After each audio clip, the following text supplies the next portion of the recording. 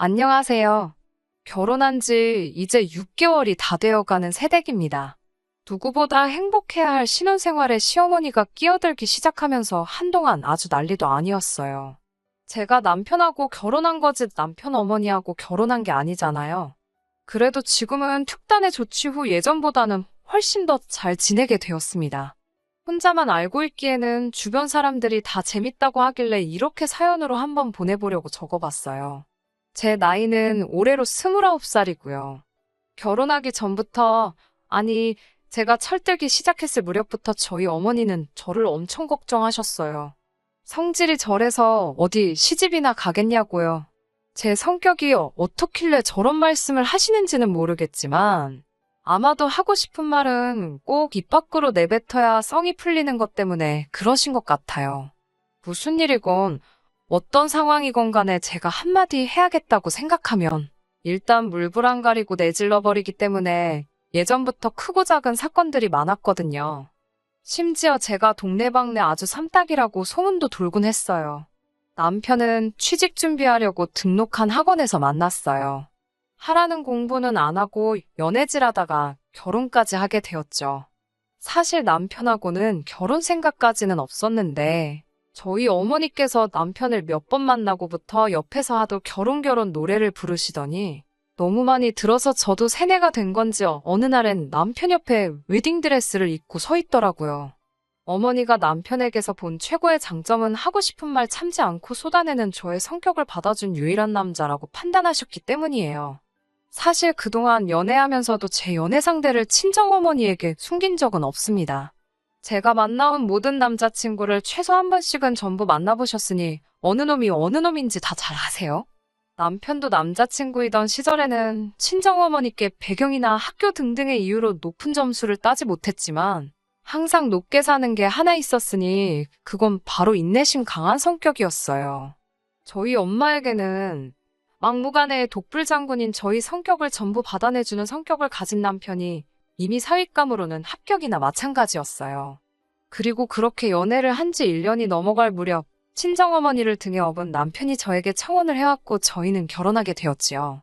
저나 남편이나 취직한 지는 이제 고작 1년이 겨우 넘어가기 때문에 사실 결혼을 위해 모아둔 돈이 거의 없다고 봐도 무방할 정도였어요.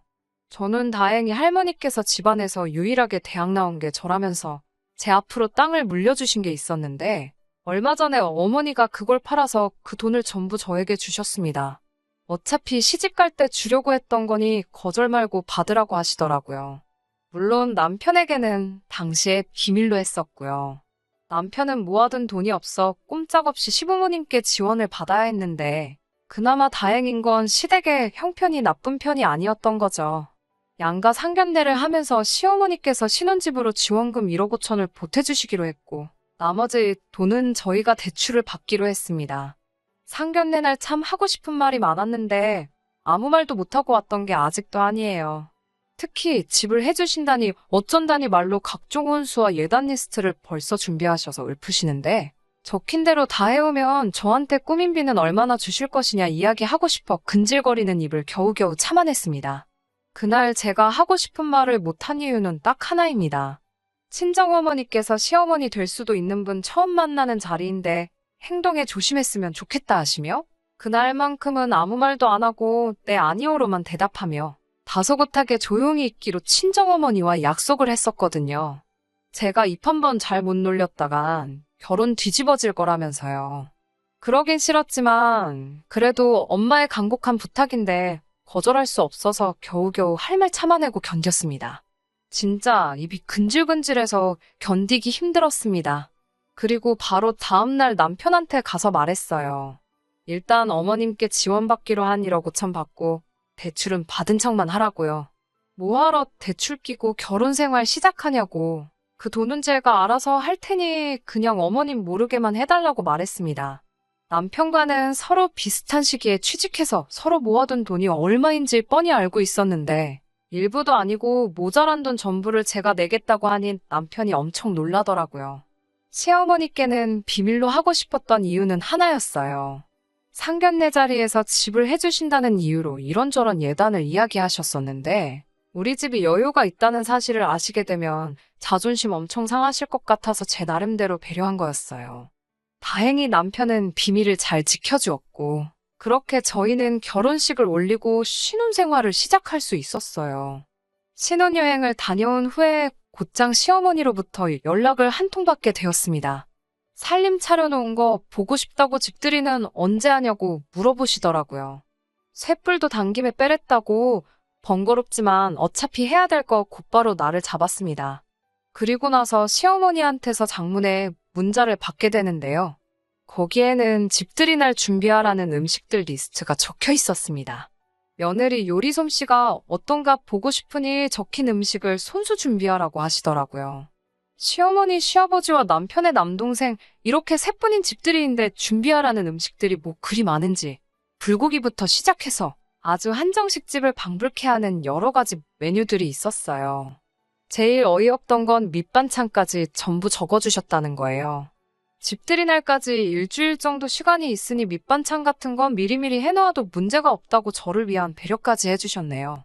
집들이 당일날 상에 차려진 걸 보고 지은 시어머니 표정이 아직도 기억이 나네요. 왜냐하면 준비하라는 음식은 하나도 준비 안 했거든요.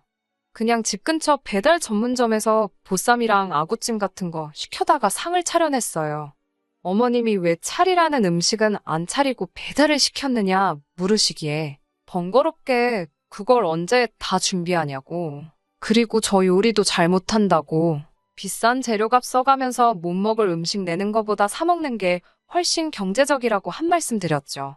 그리고 여기서 전에 시켜 먹어봤는데 아주 맛집이라고. 맛 한번 보시면 제 결정이 옳았다고 생각하실 거라고 했어요. 시어머니는 저보고 음식할 줄 모르면 친정어머니한테 도와달라고 했으면 되는 거 아니냐고 하시길래 시댁 집들이 음식을 왜 우리 엄마가 하냐고 바로 대답했지요. 어머님이 어이없어하는 표정을 지으셨는데 친정어머니가 밥 해주는 사람도 아니고 솔직히 어이없어야 하는 건 저였는데 말이에요. 그래도 도련님은 저의 대응이 재밌었는지 옆에서 엄마 아주 임자 만났다고 한마디씩 툭 던지는데 그게 설령 저를 비꼬려고 한 말일지라도 당황하신 시어머니 성질을 더 건드는 것 같아서 싫지만은 않았습니다. 그리고 음식할 줄 모른다는 건 뻥이에요. 대학 시절부터 혼자 자취하면서 밥만큼은 부실하게 먹지 말자는 생각으로 혼자서 이것저것 해먹었었거든요. 집들이 날 아버님하고도 에피소드가 있어요. 한참 집들이로 정신없다가 손 씻으러 화장실에 들어갔는데 변기 커버가 올라가 있더라고요. 저는 곧장 나와서 화장실 마지막에 쓰신 분이 누구냐고 물었는데 아버님이었어요. 아버님한테 저희 집에서는 남녀노소 예외 없이 소변은 앉아서 보는 게 규칙이라고 다음부터는 조심해달라고 부탁했어요. 아버님은 제 말에 엄청 당황하셨고 그 뒤로는 며느리 무섭다고 저희 집에 초대를 하면 아버님은 안 가겠다고 아직도 그날의 충격에서 헤어나오지 못하고 계신답니다. 그래도 말은 저렇게 하셔도 사실은 며느리인 저를 많이 예뻐해 주시고 시가족 중에서 남편 다음으로 저를 제일 많이 챙겨주시는 게 아버님이세요. 뒤끝도 없으시고 남편이 제 성격을 받아주는 인내심이 어디서 왔는지 딱 알겠더라고요. 아무튼 그렇게 집들이도 끝났는데 아무래도 그날 있었던 사건 때문에 그런가 시어머니가 저의 길을 꺾으려고 아주 벼르고 계신다는 게 느껴졌습니다. 처음 저희 집에 원정 온 그날에 저에게 속수무책으로 당하셨으니 이번엔 저랑 남편을 홈그라운드인 시댁으로 초대를 해주시더라고요. 저의 요리 솜씨가 얼마나 궁금하셨는지 며느리가 차려주는 상이 먹어보고 싶어서 음식 하나도 안 해놓았다고 재료들은 미리 장을 봐서 냉장고에 넣어놨으니 한번 쭉 보고 자신 있는 음식으로 차려내라고 미션을 주셨어요. 이게 무슨 옛날에 유행하던 예능 프로도 아니고 주방에 있는 재료 가지고 뜬금없이 음식을 내오라니 어이가 없었어요. 남편이 제 눈치 보면서 도와준다고 주방으로 들어왔는데 어머님이 남편한테 너는 왜 거기가 있냐고 이리 와서 TV 보라고 손짓하시길래 남편한테 걱정 말라고 말하고 고이 어머님 품으로 보내줬습니다.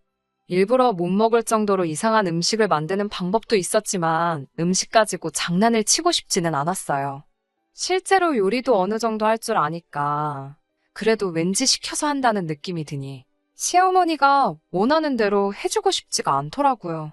쌀도 불려져만 있고 밥도 안 해놓은 상태였으니 그 의도가 다분히 보였죠. 뭘 해야 하나 찬장 하나씩 다 열어보며 주방을 살펴보고 있는데 딱 괜찮은 게 있어서 그걸로 준비하기로 했습니다. 10분도 안 돼서 뚝딱 점심상을 마련했지요.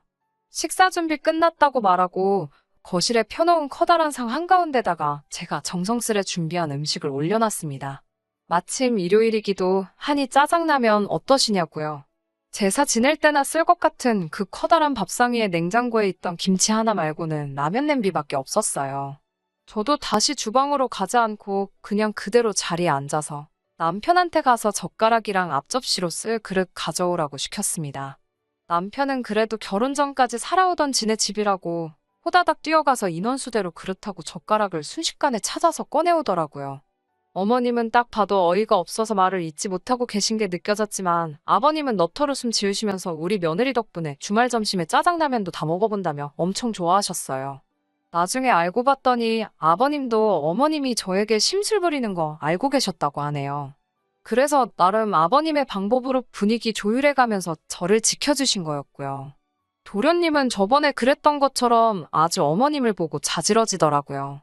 진짜 형수님은 못 당하겠다면서.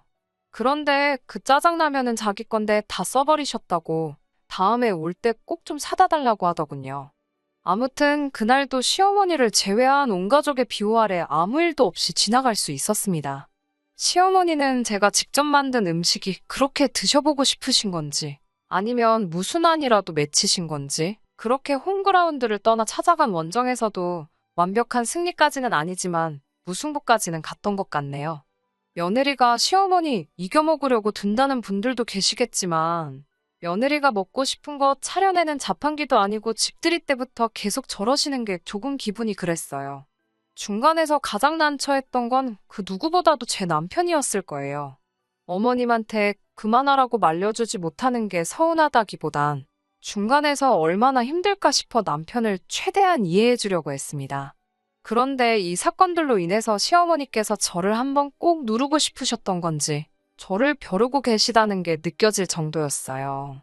정말 거의 매 주말마다 신혼집에 오셔서 식사를 하고 가셨으니까요. 피차 전화 남편이나 출근하는데 바빠서 반찬은 거의 다 반찬 가게에서 사 먹었거든요. 돈 주고 산 반찬 보실 때마다 늘 가게에서 파는 거 맛도 없는데 뭘 돈까지 주면서 사 먹느냐. 직접 해먹는 게 최고다 저한테 뭐라 하셨어요. 제가 어머님과 그럴 때마다 야위는 것 같은 남편 보니 안쓰러워서 가슴에 참을인자 새기며 눌러 참으며 견디고 있었는데 하루는 남편도 시어머니 잔소리가 심했다고 생각했는지 엄마가 해주는 것보다 맛만 좋구만 왜 그렇게 집밥에 집착을 하시냐며 제 편을 한번 들어줬는데 그게 역효과가 나버린 거죠. 그동안 그냥 넘어가려 했는데 이제는 가만두고 볼 수가 없다고 하시면서 오늘부터 저희 신혼집에 상주하시면서 저한테 살림을 가르쳐주겠다 하시네요. 남편은 어머님께서 대노하시니 왜 그러시냐고. 지금도 우리 아무런 문제 없는데 엄마가 이러실수록 우리만 더 힘들어진다고 어머님 말리면서도 할 말은 따박따박 다 하더라고요. 어머님은 우리 아들이 영양가라고는 눈을 씻어도 찾아볼 수 없는 식사하고 있는 걸 그냥 내버려 두실 수 없다고 하시면서 오늘부터 밑반찬부터 시작할 테니 저보고 나가서 자기가 불러다주는 재료부터 사오라고 아주 역정을 내시며 말씀하셨어요. 대들려고 그런 건 아니었지만 어머님한테 반찬 가게에서 반찬을 사 먹어도 음식이 가지고 있는 영양가는 다 똑같은 거 아니냐고 말대꾸를 했어요. 저희들 맞벌이 하면서 집에서 밥도 거의 안 먹는다고 야근이 있어서 퇴근이라도 늦게 하는 날에는 저녁도 밖에서 먹고 들어오는 날이 허다한데 재료 이것저것 사다가 더 봐야 오래돼서 버리기만 하지. 반찬 가게에서 사 먹는 게 오히려 더 경제적이라고 설명을 드렸습니다. 그랬더니 어머니가 이제 대노를 넘어서 극대노라고 부를 정도로 소리를 고래고래 지르시면서 어디 며느리가 어른한테 따박따박 말대꾸냐면서 저보고 이 집에서 당장 나가라고 하시더라고요. 어머님, 이 집은 저희 집인데 제가 왜 나가야 하나요? 이 집에 계시는 게 불편하시면 다음부터는 저희가 찾아갈게요. 하고 대답했어요. 사실 어머님한테 이 집이 싫으시면 안 오시면 되는 거 아니냐고 더 심하게 말할 수도 있었는데 속으로 눌러 참으면서 최대한 정중하게 말씀드린 거예요. 어머님은 이 집이 왜 너네 집이냐고 내 돈 1억 5천 들어가고 은행 돈 2억 들어간 거니 저희가 대출을 다 갚기 전까지는 자기 집이나 마찬가지라고 하시는 거예요. 딱 그 한마디에 저도 이거 제가 어머님 노여움 푸시게 한다고 대답이라도 몇 번 더 했다가는 더 큰 싸움으로 번지겠다 싶은 생각도 들고 솔직히 더 참지도 못할 것 같아서 그동안 어머님께 숨겨왔던 진실을 말해줘야겠다는 생각이 들었어요.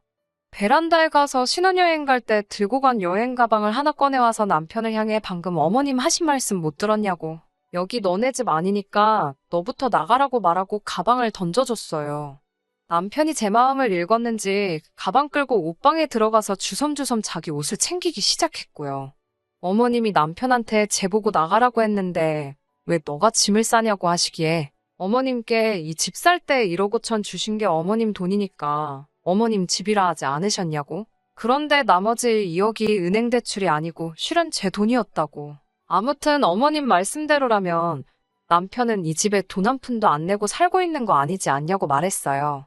그러니까 일단 집에 아무런 지분도 없는 남편부터 집에서 쫓아내고 이제 어머님이랑 저랑 진짜 집주인이 누군지 가려보는 게 맞는 거 아니냐고 말씀드렸어요.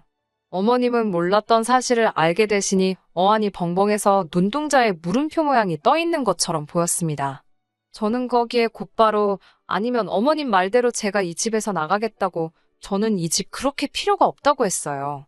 대신에 집에 들어간 2억은 제 돈이니 제가 나가자마자 곧바로 받을 수 있게 준비해달라고 말하고 짐 싸고 있는 남편 가방 뺏어서 이번엔 제가 가방에 제 옷까지 몇 개를 쑤셔넣기 시작했어요.